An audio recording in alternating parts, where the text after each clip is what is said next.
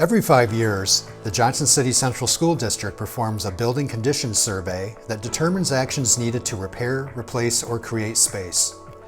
The purpose of the survey is to ensure that the community's investment in their schools keeps safety and function as top priorities. When deficiencies are identified, the Board of Education, along with administration, must create a plan to address any identified areas.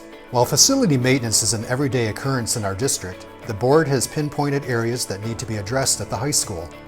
These issues are focused on program changes, building systems, and safety and security. On August 27th, the Johnson City Central School District will ask community members to vote on a $35 million capital project that will see no tax levy increase for the taxpayer.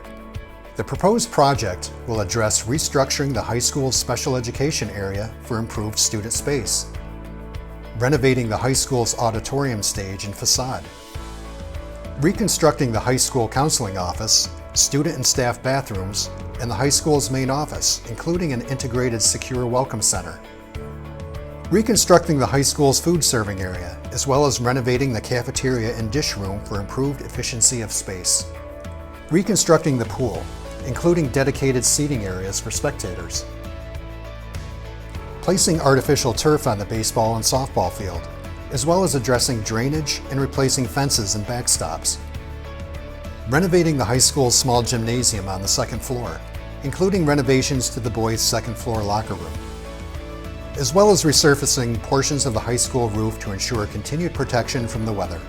If funding allows, the district also plans to renovate High School Room 222 with new seating, lighting, and improved technology, as well as add a collaborative classroom in the high school library. On Tuesday, August 13th, the district will hold a public information meeting at 5:30 p.m. in the high school auditorium to share additional details about the proposed capital project and answer questions from the community.